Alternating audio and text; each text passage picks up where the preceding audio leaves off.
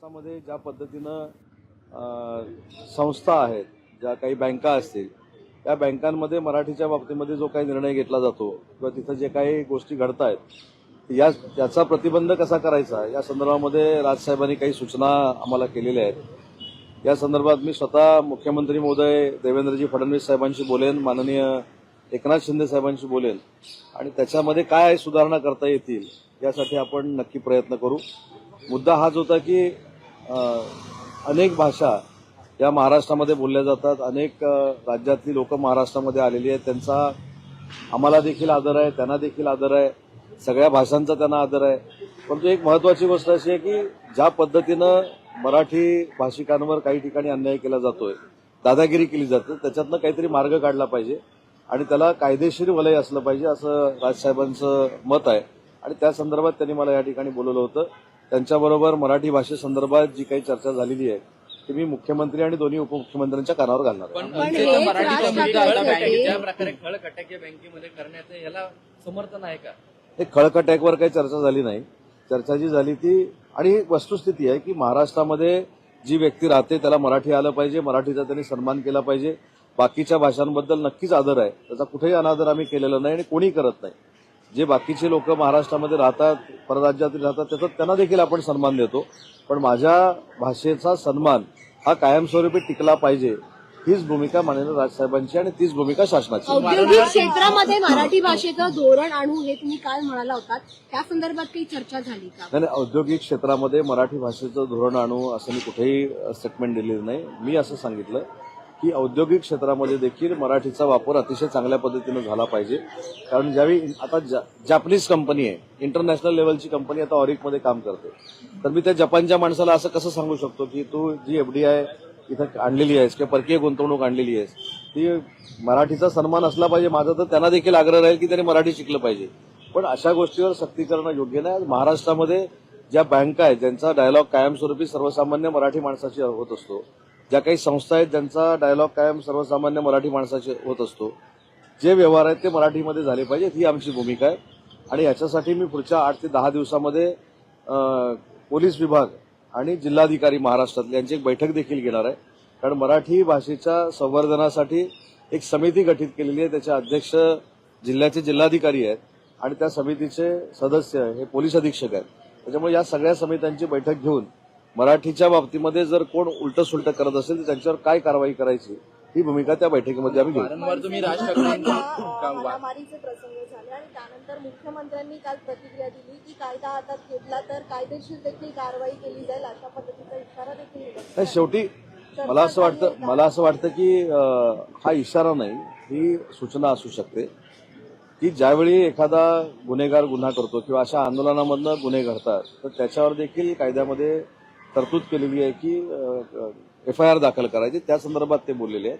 आणि आता आपण जे बोलले की वारंवार आम्ही भेटतोय, वारंवार भेटणं म्हणजे सोमवारी भेटणं, बुधवारी भेटणं, शुक्रवारी भेटणं, म्हणजे 15 दिवसातनं 5-6 वेळा भेटणं, याचा अर्थ वारंवार होतो।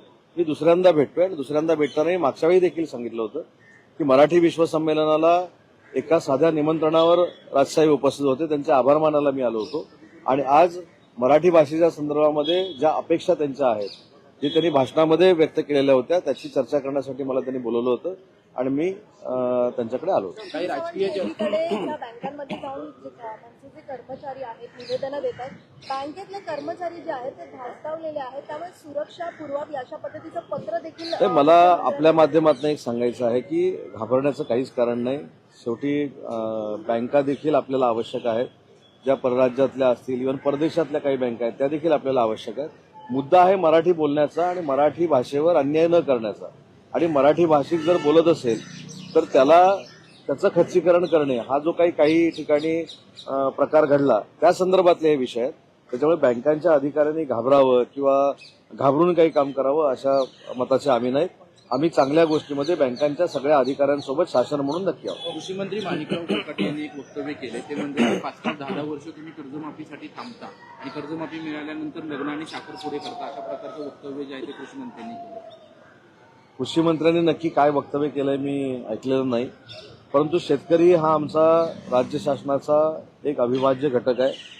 बळीराजाच्या जीवावर आपण सगळे 2 वेळचं जेवतो याची जाणीव आम्हाला सगळ्यांना असल्यामुळं शेतकऱ्यांचा सन्मान राखणं हे देखील महायुती सरकारचं कर्तव्य आहे. कुणाल कामरांना समन्स बजावण्यात आलाय. आज चौकशीसाठी उपस्थित राहण्याचा आदेश देखील देण्यात आला. जाऊ दे आता, सकाळच्या वेळेला कामरा नको.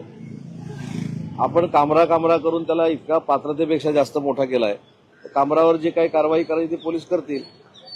दीनानाथ मंगेशकर रुग्णालयाची जी चौकशी समिती नेमली होती त्याच्यावरती विजय वडेट्टीवारांनी शंका उपस्थित केली. असा एखादं काही काम करायचं आणि चौकशी समिती नेमायची आणि त्यांनाच वाचवण्यासाठी सत्ताधारी पुढे येतात अशा प्रकारचं नाही, सत्ताधारी कोणी पुढे आलेले नाहीत. उलट शिवसेनेच्या तिथल्या पदाधिकाऱ्यांनी दीनानाथ मंगेशकर हॉस्पिटलच्या विरोधात आंदोलन केले, तर त्यांनी पहिला अभ्यास केला पाहिजे.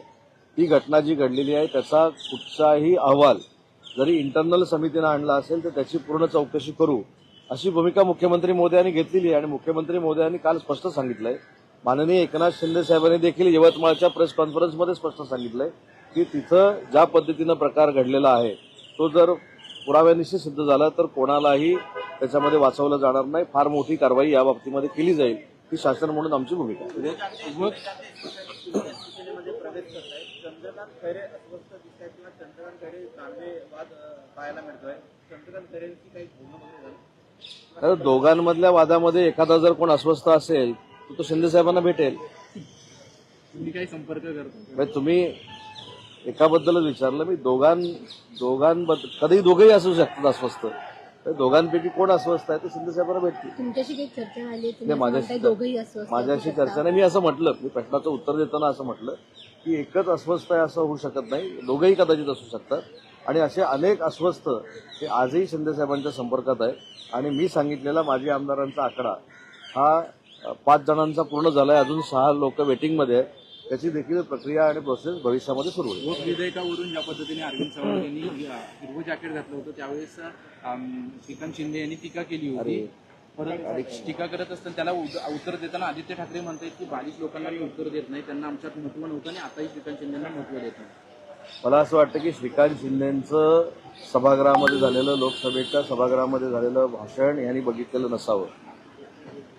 7-7, 8-8 टर्मचा खासदार ज्या पद्धतीनं सभागृहामध्ये भाषण करतो असं भाषण आमच्या डॉक्टर श्रीकांत शिंदेनी केल्यामुळं काही लोकांना पोटसूळ उठलेलं आहे.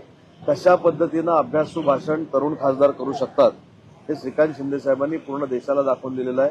आणि म्हणून मला असं वाटतं जे स्वतःकडनं झालं नाही ते जर दुसरा कोण करत असेल तर असा पोटसूळ उठतो. पण त्यांचा वारंवार बालिश असं वाटतं का उद्धव ठाकरे गटाचे वारंवार बालिश बघा, एखाद्यानं बालिश उल्लेख करून एखादा बालिश होत नाही. श्रीकांत शिंदे हे अतिशय परिपक्व राजकारणी आहेत. कधीही शिंदे साहेबांच्या नावाचा उपयोग करून त्यांनी राजकारण केलेलं नाही. उलट ज्यावेळी सगळ्या खासदारांनी सांगितलं की आता देशाच्या केंद्रीय मंत्रिमंडळामध्ये श्रीकांत शिंदे साहेबांनी मंत्री झालं पाहिजे, त्यावेळी केंद्रीय मंत्रिपदापासून बाजूला राहणारा आमचा युवा नेता आहे. त्याच्यामुळे मंत्रिपद येत असताना देखील कार्यकर्त्याला ते कसं द्यायचं, म्हणजे प्रतापराव जाधवांना ते कसं द्यायचं हे त्यांनी देशाला दाखवून दिलंय. त्याच्यामुळे मला असं वाटतं की अशी परिपक्वता कोणामध्ये येऊ शकत नाही. हा आदर्श अनेकांनी घेतला पाहिजे. स्वतःकडे सत्ता येत असताना, स्वतःकडे मंत्रिपद असताना ते मला नको, कार्यकर्त्याला आपण देऊया, हा आग्रह त्यांनी शिंदे साहेबांकडे केला. आणि देशातला एक परिपक्वतेचा एक वेगळा आदर्श श्रीकांत शिंदेनी घालून दिलेला. कुठेतरी असं वाटतं की लोकसभेमध्ये उद्धव ठाकरे गटाचे सर्व खासदार गोंधळलेले आहेतच ते. त्याच्यामुळे गोंधळलेले होते हा म्हणण्यात काही अर्थ नाही. आणि त्यांची भूमिका स्वाभाविक आहे. शिवसेना ही वंदनीय हिंदुहृदय सम्राट बाळासाहेब ठाकरे साहेबांच्या विचारानं सुरू झाली. आणि आता त्यांच्या मनामध्ये देखील आहे की त्यांच्या विचारांचा वारसा फक्त आणि फक्त एकनाथ शिंदेसाहेब पुढे घेऊन जात आहेत. आणि ते या विधेयकाच्या निमित्तानं समोर आलं. Okay, thank you. प्रकरणात कोणालाही पाठीशी घातलं जाणार नाही. पण सगळ्यात महत्त्वाचं, मराठीच्या मुद्द्यावर आपण राज ठाकरेंची भेट घेतली असून राज ठाकरेंनी काही आपल्याला सूचना मराठीच्या मुद्द्यावर केल्या असल्याचं देखील उदय सामंत यांनी स्पष्ट केलेलं आहे. तर एकनाथ शिंदे यांच्या परवानगीनंच राज ठाकरेंच्या भेटीकरता गेलेलो होतो असं देखील त्यांनी स्पष्टच केलं आहे. लोकशाही मराठी ऐका, पहा, जागरूक रहा.